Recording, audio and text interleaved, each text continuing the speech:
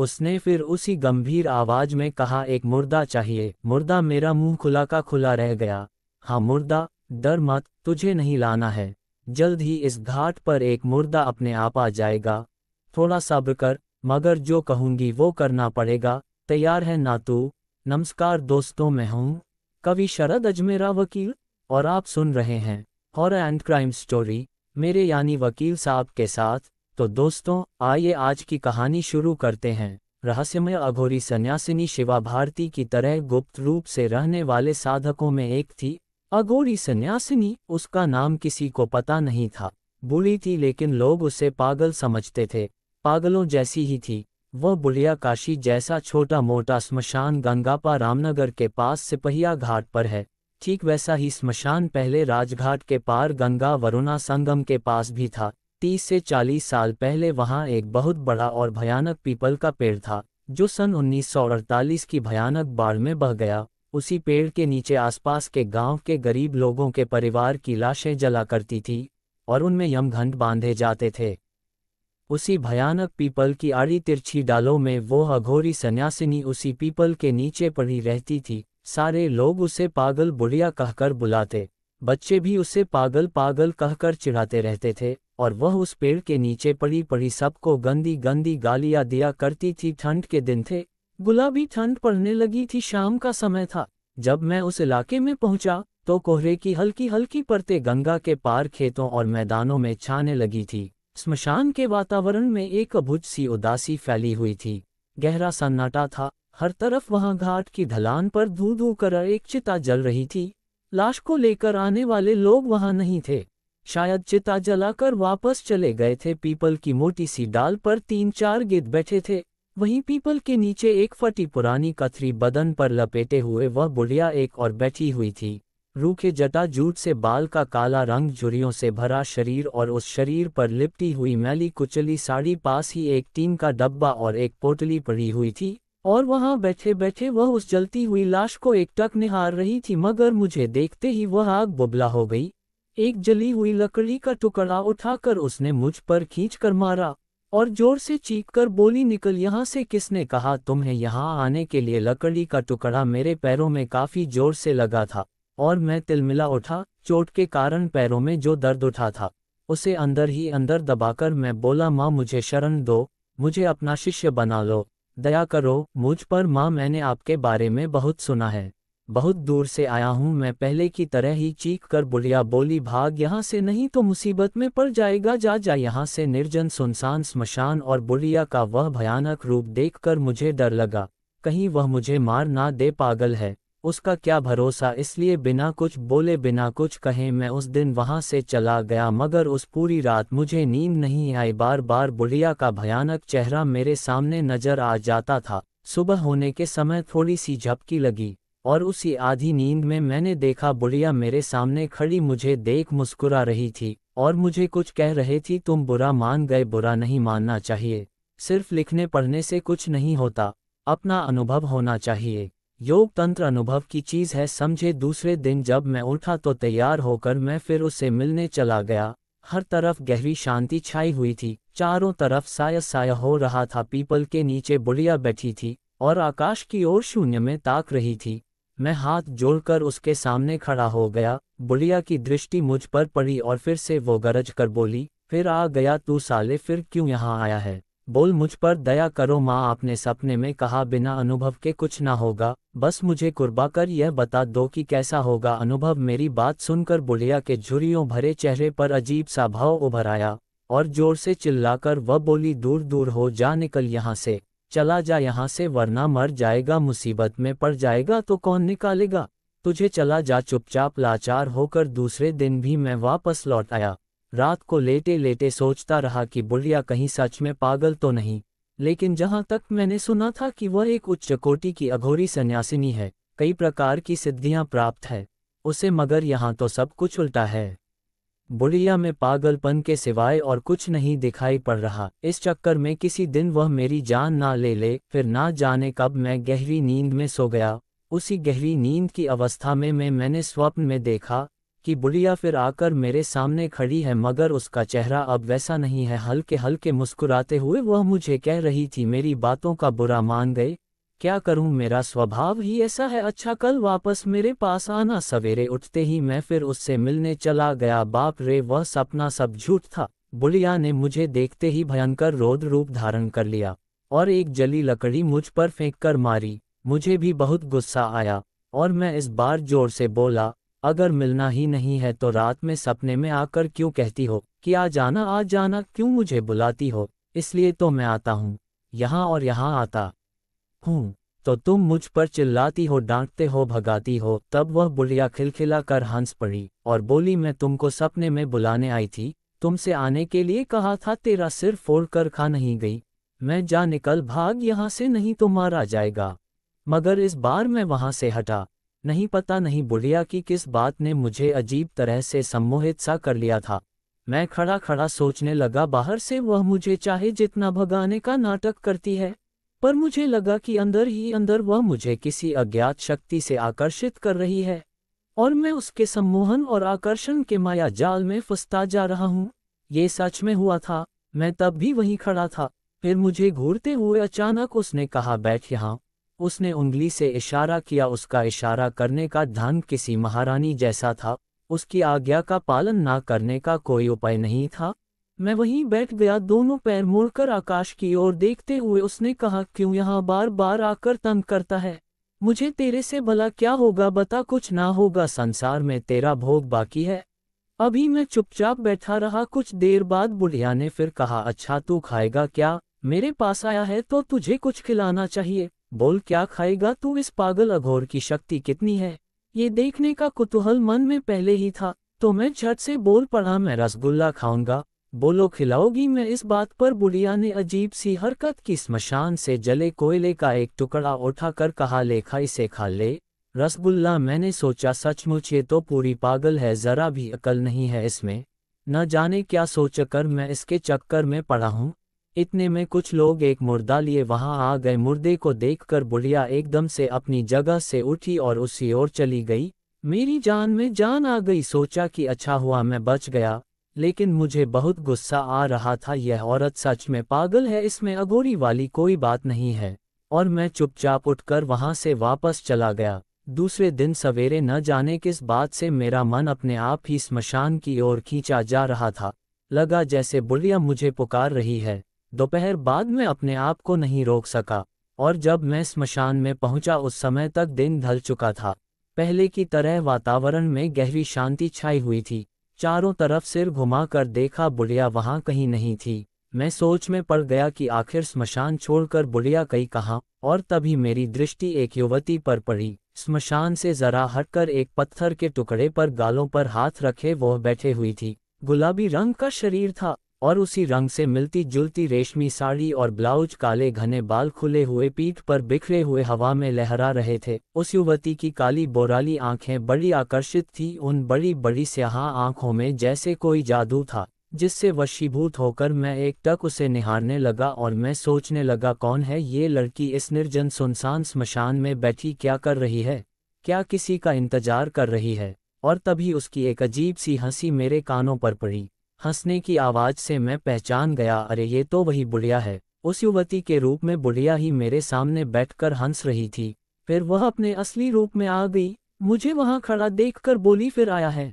मैं जानती हूं कि तू बार बार क्यों आता है मेरे पास। इस बार बुढ़िया के चेहरे पर आनंद था, हंसी थी, इसलिए साहस बटोर कर मैंने कहा, क्यों न चाह रही हो तुम मुझे? दिन में गाली गलोच करती हो, फटकारती हो और रात में आने को कहती हो। इस तरह मुझे क्यों परेशान कर रही हो? इससे क्या मिलता है तुम्हें? और यह कहते हुए मेरा गला भर आया। बुढ़िया बोली, है तेरे में साहस, जैसा कहूंगी वैसा कर सकेगा। मैंने धीरे से कहा, हाँ है मुझ में साहस, और अगर साहस नहीं होता तो यहाँ क्यों आता? अगर देखना चाहती हो मेरा साहस तो देख लो, जो कहो वह करूँगा। ये सुनकर बुढ़िया धीरे से हंसी और उसने एक विचित्र प्रस्ताव मेरे सामने रखा। आज अमावस है, आज की रात तू मुझे मार डाल, गला दबाकर मार डाल, समझा? उसके बाद मेरी लाश पर कर तुझे साधना करनी होगी। नियम सब बता दूंगी, जा बाजार से थोड़ी शराब, गोश्त और चावल खरीद ला। बीच बीच में जब मेरी लाश चीख पड़े तो मेरे मुंह में एक घूंट शराब, गोश्त का टुकड़ा और चावल के कुछ दाने डाल देना। सूरज उगने तक इसी तरह मेरी लाश पर बैठकर तुझे मंत्र का जाप करना होगा। रात में शायद तुझे डर लगे और जो लोग तुझे भयभीत करेंगे उनमें से कोई मनुष्य नहीं होगा, मगर उनसे डरना नहीं, डरने से साधना बेकार होगी, तेरे प्राण भी जाएंगे। करेगा अब हाँ है मरने को तैयार। बुढ़िया मुझसे इस तरह की बातें करेगी, मैंने सपने में भी नहीं सोचा था। उसकी बात सुनकर मेरा शरीर थरथराने लगा था। कुछ देर सोचकर मैंने कहा ठीक है, सब कर लूंगा, मगर किसी की हत्या नहीं होगी। मुझसे बाकी जो कहोगी वह करने को तैयार हूँ। मेरी यह बात सुनकर बुढ़िया नाराज हो गई और फिर से मुझे गंदी अश्लील गालियां देने लगी, मगर इतने दिनों में मुझे उसकी ऐसी गालियां सुनने की आदत पड़ चुकी थी। पर एक बात हो गई कि बुढ़िया के प्रति एक बार फिर से अविश्वास का भाव मेरे मन में जाग गया।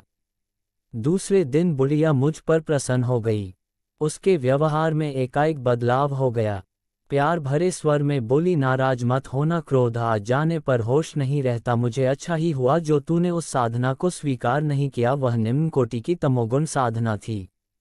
उससे आदमी को कुछ शक्तियां मिल जाती है। मैंने कुतूहल से पूछा, किस प्रकार की शक्तियां मिल जाती है? बुढ़िया ने कुछ देर चुप रहकर कहा, स्मशान में जलने वाले लोगों में बहुत से ऐसे लोग भी होते हैं जिनकी आत्माएं कभी मुक्त नहीं होती। ऐसी मृतात्मा स्मशान में तब तक भटकती रहती है जब तक उनकी गति नहीं हो जाती, यानी कहीं उनको अनुकूल शरीर नहीं मिल जाता। ऐसी आत्माओं के अलावा स्मशान में कुछ ऐसे जीव निवास करते हैं जो कभी मनुष्य हुए नहीं रहते और ना तो भविष्य में उन्हें होने की संभावना रहती है। उनमें असीम शक्ति होती है मगर बुद्धि नहीं, आंखों से न दिखलाई देने वाले ऐसे बुद्धिहीन, विवेकहीन लेकिन मानवेतर शक्ति संपन्न ऐसे जीवों को स्मशान भैरव कहते हैं। उनमें जो स्त्री जाति के जीव है उन्हें स्मशान भैरवी अथवा शंकिनी कहते हैं। भटकती मृतात्मा भी स्मशान में आती है। अगर आदमी की आत्मा है तो वह स्मशान भैरव के अधिकार में चली जाती है और अगर औरत की आत्मा है तो उसे स्मशान भैरवी अपने नियंत्रण में ले लेती है। स्मशान भैरवी और स्मशान भैरव के चंगुल से आत्माएं तब तक मुक्त नहीं हो पाती जब तक उनकी मुक्ति के लिए पूर्ण रूप से क्रियाकर्म आदि नहीं हो जाता, और अगर क्रियाकर्म ठीक से नहीं हुआ अथवा हुआ ही नहीं तो ऐसी आत्माएं हमेशा के लिए यही फंसी रहती है और स्मशान में भटकती रहती है। मैं बहुत शांति से उसकी बातों को सुन रहा था और वह मुझे आगे कुछ बताई जा रही थी। तंत्र में जिसे चिता साधना, स्मशान साधना कहते हैं, वे दोनों साधना स्मशान भैरव और स्मशान भैरवी को सिद्ध करने के लिए एकमात्र मार्ग है, मगर उन्हें अपने कब्जे में करने के लिए अत्यधिक प्राण शक्ति और आत्मबल की आवश्यकता है। इन दोनों से जब मंत्र शक्ति का योगायोग होता है तभी वे भयंकर मशानी जीव मनुष्य के वश में होते हैं और फिर उनसे जो कहा जाए वही वह करते हैं। करना ही पड़ेगा, किए बिना कोई दूसरा रास्ता नहीं, मगर उनके साथ एक खतरा होता है कि मौका पाते ही वह तुम्हें जान से मार डालते हैं। मैं आश्चर्य से ये सब सुनता जा रहा था। उस समय बुढ़िया के मुंह से ये सब सुनकर मेरे पूरे शरीर में सिहरन सा दौड़ गई। बातें करते करते बुढ़िया एकदम से चुप हो गई। शाम की सुरमई रात के अंधेरे में बदल चुकी थी। स्मशान का वातावरण भयानक निस्तब्ध वातावरण में बदल गया था। हवा की लय पर झूमते इमली और पीपल के पेड़, टूटे फूटे मिट्टी के बर्तन, चारों तरफ बिखरी हड्डियां, झिंगुर की गूंज रही आवाज और चारों और साया साया हो रहा था। आसपास कहीं किसी आदमी का नामो निशान तक नहीं था। थोड़ा रुककर बुढ़िया आगे कहने लगी, स्मशान के इन उपदंश रहती है, उनसे छोटे मोटे बहुत सारे काम लिए जा सकते हैं। सोचा था कि तू मेरे पीछे पड़ा है तो उन्हीं को सिद्ध कर दूंगी, तुझे मेरा पीछा तो छूटेगा। तभी मैंने बीच में ही पूछा, मगर एक बात मेरी समझ में नहीं आई माँ, तुमने अपने आप को मार डालने के लिए क्यों कहा था? मानता हूँ कि मुझे तुम्हारी बतलाई हुई साधना के बल पर वह सिद्धि मिल भी जाएगी, लेकिन तुमको इस प्रकार मरकर क्या मिलता? बुढ़िया उसके आगे कुछ ना बोली, ना मेरे किसी प्रश्नों का जवाब दिया। वह बस चुपचाप बैठी रही। घोर अंधकार में डूबे हुए काले आकाश में चौथ का टेढ़ा चांद निकल आया था, जिसकी हल्की पीली रोशनी स्मशान के साया साया करते हुए निस्तब्ध वातावरण में बिखर चुकी थी। मौन साधे बुढ़िया बिना पलके झपकाए आकाश की ओर निहारने लगी। उसके बाद उसने मुझसे कोई बात नहीं की, शायद वह किसी अवस्था में चली गई थी। काफी देर वहां बैठे रहने के बाद मैं वापस अपने घर चला गया। उस रात जब मैं सोया तो बुढ़िया की सारी बातें मेरे दिमाग में घूम रही थी। काफी देर तक जागता रहा मैं, बार बार बस ये सोचता रहा कि बुढ़िया मरना क्यों चाहती है? इस मामूली सिद्धि के लिए मरकर उसे क्या मिलेगा। उसने मेरे प्रश्न का कोई जवाब क्यों नहीं दिया। दूसरे ही दिन अचानक एक आवश्यक काम से कलकत्ता जाना पड़ा। वापस लौटने में काफ़ी समय लगा मुझे, करीब 1 महीने से ज़्यादा समय। लौटने पर भी मैं इतना व्यस्त था कि 7-8 दिनों तक बुढ़िया का विचार भी मेरे मन में नहीं आया। और तभी एक रात मुझे एक अजीब सा सपना पड़ा, बहुत अजीब और अविश्वसनीय सपना। सपने में मुझे सबसे पहले काली का एक बहुत बड़ा मंदिर दिखलाई पड़ा। बड़ा ही भव्य और प्राचीन मंदिर था। वह मंदिर जहाँ खड़ा था उसके चारों तरफ पहाड़ थे, हरियाली थी। सामने एक नदी थी जो वक्राकार घूमकर पहाड़ों के पीछे जा रही थी। मंदिर के भीतर का दृश्य अत्यंत भयानक और रहस्यमय था। काली की विशाल मूर्ति के सामने मृगचर्क के आसन पर एक तांत्रिक सन्यासी पद्मासन की स्थिति में ध्यानत बैठा था। उसके चेहरे पर शांति तो थी पर क्रूरता और हिंसा का भाव भी था। उसका रंग काला था, शरीर पर गैरिक वस्त्र था, गले में छोटे छोटे बच्चों की मुंडों की माला थी। निश्चय ही वह कोई कापालिक सन्यासी था। उसके ठीक सामने तांबे की एक बड़ी सी थाल में किसी युवक का रक्तरंजित नरमुंड रखा था। मैंने ध्यान से देखा, नरमुंड के मस्तक पर लाल सिंदूर का टीका लगा था और उस पर लाल फूलों की माला पड़ी थी। लगा जैसे से उसकी पूजा की गई हो। अचानक मेरी नज़र दूसरी ओर घूम गई, देखा तो वहाँ एक युवती बैठी हुई थी। उसकी उम्र 16 से 17 साल से ज़्यादा नहीं थी। उसके चेहरे पर एक अजीब सा सम्मोहन सा भाव था, आकर्षण था, और उसकी बड़ी बड़ी भोली आंखें जिन्हें देखकर अचानक मुझे कुछ याद आ गया। अरे ऐसी ही भरली आंखें तो उस युवती की थी जिसे मैंने स्मशान में बैठे हुए देखा था। कहीं ये वो बुढ़िया तो नहीं? हाँ, यह वही बुढ़िया थी। वही रूप, वही रंग, वही सौंदर्य, उसकी वही सुंदर छवि और कजरारी भरौली बड़ी बड़ी आंखें। एकदम से उस रहस्यमय वातावरण में गाड़ी की गंभीर ध्वनि गूंजने लगी और उसी के साथ अनेक प्रकार के फूलों की सुगंध भी आसपास फैलने लगी। वह सुगंध इतनी ज्यादा थी कि मेरी नींद टूट गई और जब आंखें खुली तो किसी अनजान डर से मेरा मन, मेरा शरीर कांप उठा। अब मेरे लिए बुढ़िया का व्यक्तित्व और अधिक रहस्यमय हो गया था। ना जाने वह मुझसे क्या चाहती थी, न जाने उसे क्या करना था, मुझे कुछ भी समझ नहीं आ रहा था। दूसरे ही दिन मैं स्मशान में बुढ़िया से मिलने चला गया। मैं पूरे 2 महीने बाद वहां गया था। सोचा कि शायद बुढ़िया मुझे पहनेगी नहीं, मगर बुढ़िया मुझे देखते ही खिलखिलाकर हंस पड़ी और मुझे देखकर बोली, कहाँ चला गया था रे तू? बहुत दिनों बाद आया, मैं तो तेरा इंतजार करते करते थक गई। अच्छा बैठ बैठ यहाँ। मैं एक ईंट सरका कर उस पर बैठ गया। मुझे देख बुढ़िया ने कहना शुरू किया, खाली किताबें पढ़ने से और बगल में इस तरह झोला लटका कर इधर उधर घूमने से कुछ ना होगा, समझे? अनुभव होना चाहिए। अनुभव से ही ज्ञान होता है। मैं उसकी इस बातों से फिर से सम्मोहित हो गया और मैंने पूछा, कैसा अनुभव और कैसे होगा वह? बुढ़िया ने अचानक शांत होते हुए पूछा, तैयार है तू? हाँ। पहले तो मैं थोड़ा घबराया कि पता नहीं वह अचानक से क्या बोल दे। फिर मैं संभल कर बोला, हाँ तैयार हूँ मैं। उसने फिर उसी गंभीर आवाज में कहा, एक मुर्दा चाहिए। मुर्दा? मेरा मुंह खुला का खुला रह गया। हाँ मुर्दा, डर मत, तुझे नहीं लाना है। जल्द ही इस घाट पर एक मुर्दा अपने आप आ जाएगा। थोड़ा सब्र कर, मगर जो कहूंगी वह करना पड़ेगा। तैयार है ना तू? देख सोच ले। बुढ़िया इस प्रकार बोली जैसे मुझ पर उसे विश्वास ना हो। मैंने फिर थोड़ा हिचकिचाते हुए पूछा, मगर मुझे करना क्या है? शव साधना करनी होगी, शव पर बैठना होगा। बिना शव साधना के कुछ ना होगा। अनुभव के मार्गों में प्रवेश करने का एकमात्र द्वार है ये साधना। बुढ़िया ने आगे मुझे कहा, इससे तुझे बहुत बड़ी शक्ति प्राप्त होगी जिसकी सहायता से तू जो चाहे वह कर सकता है। बुढ़िया की यह बात सुनकर मैं सोच रहा था कि मेरा सामना या मैंने अपने जीवन में कभी कोई साधना नहीं की थी, यहाँ तक कि किसी मंत्र का जाप तक नहीं किया था। इसलिए उस भयानक वातावरण में और उस विकट परिस्थिति में अचानक शव साधना को सुनकर मुझे डर लगने लगा। मगर फिर भी न जाने क्या सोचकर मैं तुरंत तैयार हो गया। काश उस समय मुझे इस बात का जरा सा भी पता होता कि मैं जीवन भर के लिए एक भयानक विपत्ति मोल लेने जा रहा हूँ, तो ये करने के लिए मैं कभी तैयार नहीं होता। मगर जाने किस बात से वशीभूत होकर मैं तुरंत राजी हो गया था और मैंने अपना सिर हाँ में हिलाकर कहा, ठीक है, जो तुम कहोगी वह सब करने के लिए तैयार हूँ मैं। मेरी बात सुनकर वह जोर से खिलखिलाकर हंस पड़ी। दिसंबर का महीना था, ठंड का मौसम था। शाम होते ही चारों तरफ घना कोहरा छा गया। वातावरण में गहरा सन्नाटा छा गया। चारों ओर हवा साय साय करने लगी। गंगा के उस पार सियार का झुंड रोने लगा था। लगभग 1 घंटे बाद पानी में से एक पेड़ की डाल में उलझी हुई एक लाश दिखलाई पड़ी और उसे देख बुढ़िया जोर से चिल्लाई, मुर्दा मिल गया, मिल गया मुर्दा। फिर उसी स्वर में उसने कहा, उठाला मुर्दे को, खींच ला इधर, पानी में लाश का वजन कम होता है, जल्दी कर नहीं तो वह बह जाएगी। उस समय में मैं क्या कर रहा था इसका मुझे जरा भी होश नहीं था। मैंने कपड़े भी नहीं उतारे और लपक कर बस कूद पड़ा। ठंडे पानी में मुर्दे का कफन किसी डाल में फंसा था तो मैं उस लाश को डाल सहित खींच कर लाया।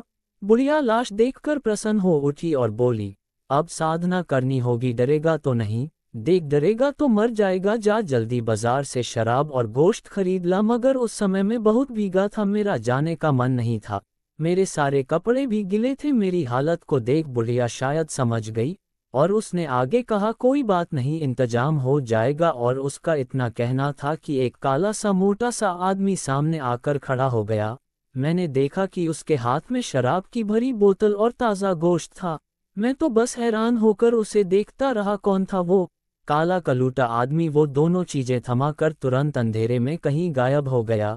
कौन था वह रहस्यमय आदमी? क्या वह कोई प्रेत था जिसने कुछ देर के लिए भौतिक शरीर धारण कर लिया था? सबसे आश्चर्य की बात तो ये थी कि मैं पूरी तरह पानी में भीगने के बावजूद भी मुझे जरा भी ठंड नहीं लग रही थी। मैंने उस मुर्दे को देखा। मुर्दा किसी लड़की का था और उसकी उम्र शायद 20 या 22 के करीब थी। मैं उस मुर्दे को देख ही रहा था कि तभी बुढ़िया बोली, मुर्दे का कफन खोल दे और कपड़े हो तो उन्हें भी उतार दे। मैंने बस आदेश का पालन किया। कफन हटाते समय अचानक मेरी नज़र लाश के चेहरे पर पड़ गई। भय और आतंक से चीख पड़ा मैंने सपने में काली मंदिर में कापालिक के बगल में जिस युवती को बैठे देखा था उससे लाश का चेहरा बिल्कुल मिलता जुलता था। वही सौंदर्य, वही रूप और वही कजरारी आंखें। बुढ़िया चिल्लाकर बोली, चीखता क्यों है पागल? शांत रह। मेरा सारा शरीर कांप रहा था, ठंड से नहीं डर से। दिमाग भी काम नहीं कर रहा था। मेरे लिए बस वह सारा रहस्य गहरा होता जा रहा था। पता नहीं मुझे क्या करना था। पर बुढ़िया का रूप पहले से अधिक भयानक हो गया था, मगर अब मेरे लिए पीछे लौटने के सारे रास्ते बंद थे। अंत में लाचार और विवश होकर जो कुछ बुढ़िया ने बतलाया उस भयानक रात में, उसके अनुसार मुझे सब कुछ करना पड़ा। उसी बीच बुढ़िया ने मुझे कहा था कि शव साधना की सारी बातें बतलाने की मुझे आवश्यकता नहीं है।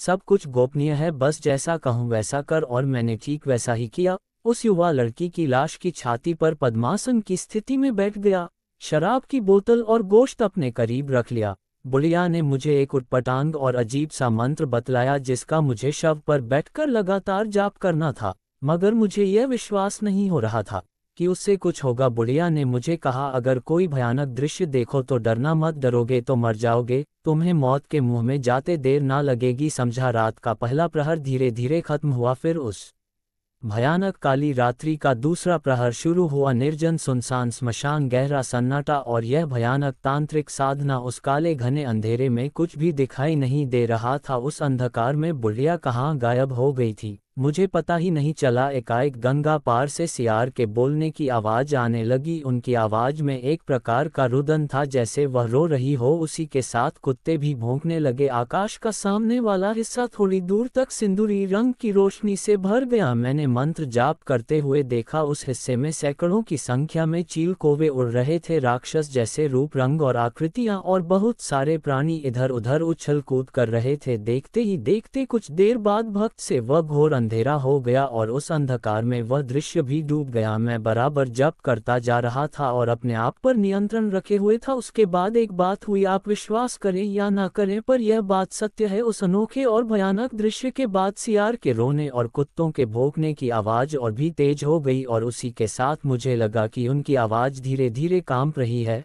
स्मशान के नीचे गंगा के पानी में से 202 की संख्या में सुंदर लड़कियां ऊपर आ रही थी, एक साथ, विभिन्न रूप विभिन्न रंग, लेकिन सभी सुंदर थी। वो औरत आकर मेरे चारों ओर खड़ी हो गई और एक साथ हंसने लगी। उनकी खिलखिला कर हंसने की आवाज भयानक थी। मैं एकाग्रचित्त से बस जाप करता रहा, सोचा जो होगा देखा जाएगा। लाश भी अपनी जगह पर हिलने लगी, कभी वह अपने पैरों को पटकती थी तो कभी अपने दोनों हाथों को। कुछ क्षण बाद वह तमाम औरतें सड़ी गली हड्डियों के ढांचे में बदल गई। उस पूरे वातावरण में उनकी भयानक दुर्गंध फैल गई। अचानक औरतों के कंकालों में भगदड़ मच गई, कुछ उठने की कोशिश कर रहे थे। उसके बाद उस भयंकर दृश्य पर एक प्रकार का पर्दा पड़ गया और फिर सारे कंकाल न जाने कहाँ चले गए, मगर उनके गायब होते ही मेरे सामने एक लंबा चौड़ा आदमी आकर खड़ा हो गया।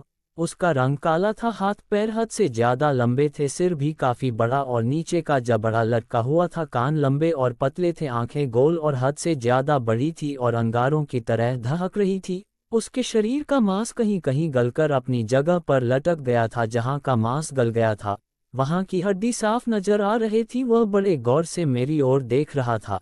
मेरी हर हरकत पर उसकी नज़र थी। एक बार मैंने उसकी ओर देखा और फिर से अपनी आंखें बंद करके जाप करने लगा। उसकी थोड़ी देर बाद जब मैंने आंखें खोली तो वह आदमी वहां से गायब हो चुका था और स्मशान का वातावरण शुभ ज्योतिर्मय प्रकाश से भर उठा। उसी शुभ ज्योतिर्मय प्रकाश में मैंने देखा एक अत्यंत सुंदर 16 साल की लड़की मेरे सामने खड़ी मुस्कुरा रही थी। उसके चेहरे पर असीम तेज था। उसकी आंखों में देवकन्या जैसी चमक थी। शरीर पर लाल रंग की रेशमी साड़ी थी और गले में रुद्राक्ष और मोतियों की माला थी। चौड़े ललाट पर लाल गोल टीका था।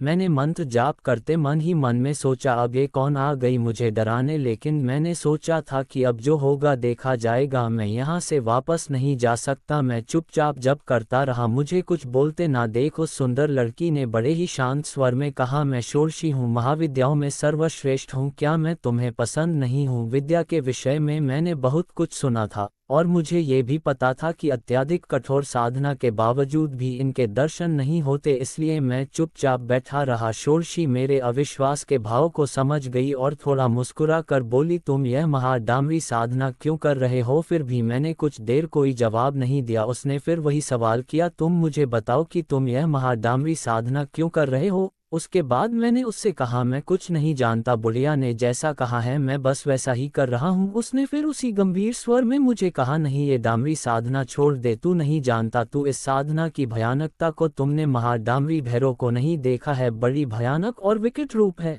उनका जान जा सकती है। तेरी समझ छोड़ दे, ये जाप करना और चुपचाप जा यहाँ से। उसकी उस आवाज़ से मुझे डर लगने लगा था, लेकिन फिर भी काफ़ी हिम्मत कर मैंने डरते डरते ही उससे पूछा, मगर जहाँ तक मैं जानता हूँ आप अत्यधिक साधना करने पर ही दर्शन देती है, और वह भी स्वप्न में। इतनी जल्दी आपकी कृपा मुझ पर कैसे हो गई? उसका चेहरा एकदम से बदल गया और अजीब से भाव उसके चेहरे पर उभर आए।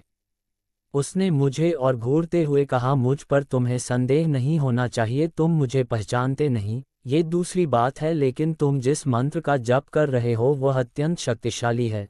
तंत्र में तुमने दिव्य पद का नाम सुना होगा, ये मंत्र उसी के संबंधित है। तुम्हारे मंत्र जप से दिव्य पद पर हलचल मच गई है, वहाँ हाहाकार हो रहा है, और इसलिए मैं ये देखने आई हूँ कि तू क्या कर रहा है। इतना सुनने के बाद भी मेरे मन का संदेह दूर नहीं हुआ। मैं जानता था, साधु महाशय ने ही बतलाया था कि षोडशी महाविद्या और महामाया है, वह साक्षात ब्रह्म शक्ति है। वह कई जन्मों की कठोर साधना के बाद ही कृपा करती है, दर्शन देती है, और ये देवी यक्ष रातु महाषोडशी सुंदरी कादि और हादि साधना के बिना वह प्रकट नहीं हो सकती। मैं फिर भी सोचने लगा कि यह सब क्या है? क्या ये सब बुढ़िया का ही माया जाल तो नहीं? वो मुझसे क्या चाहती है और वह मुझे छोड़कर कहाँ चली गई है? उस सुंदर लड़की ने मुझे फिर कहा, तू ये साधना छोड़ दे, शव से हट जा, तू महाडामरी के भयानक रूप को नहीं जानता। अगर वह तेरे सामने आ गई तो तू सह नहीं पाएगा, तेरी आत्मा उनके रूप की चौला को देख नहीं पाएगी। मगर मैं चुपचाप वही बैठा रहा और मैंने उस सुंदर लड़की की बातों पर कोई ध्यान नहीं दिया।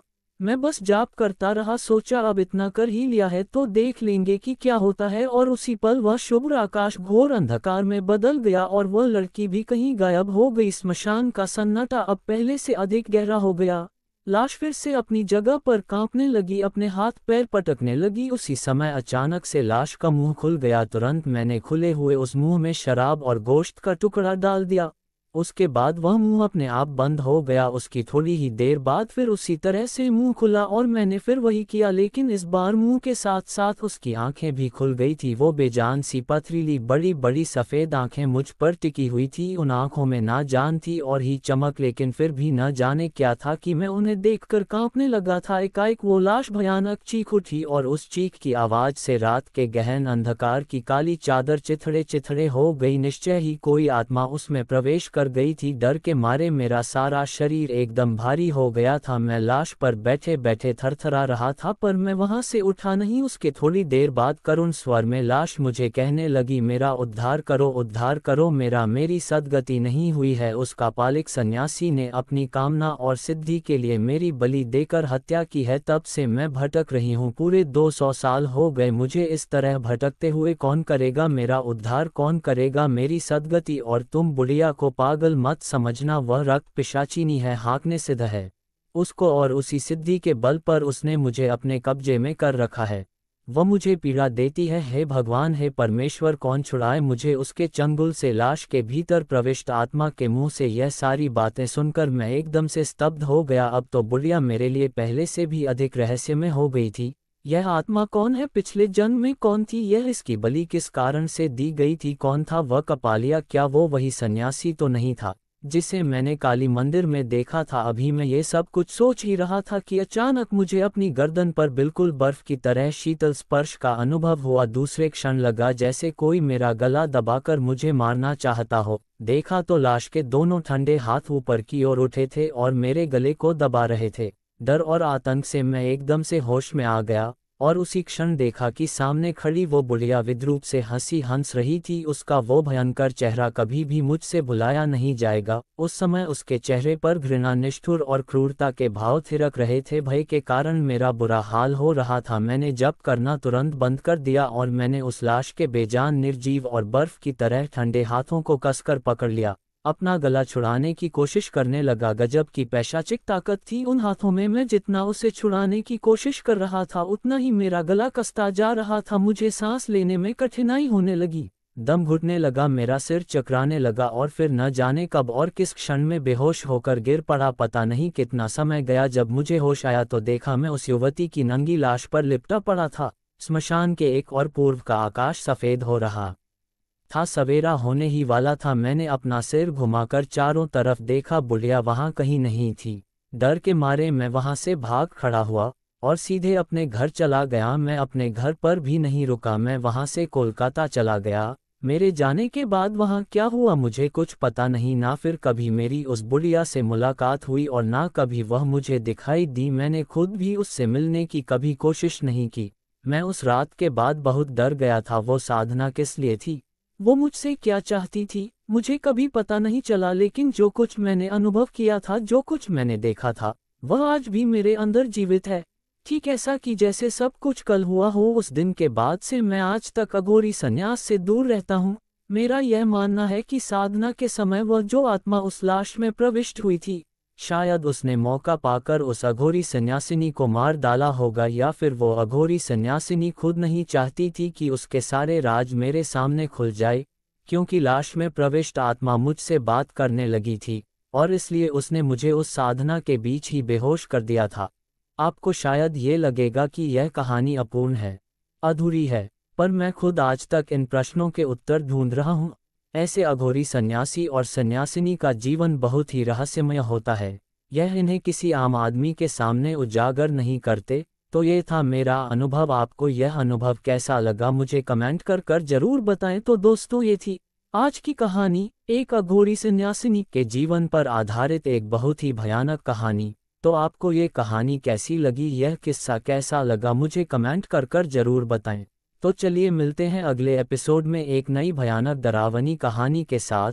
कृपया वीडियो लाइक और चैनल सब्सक्राइब करें। तब तक के लिए धन्यवाद।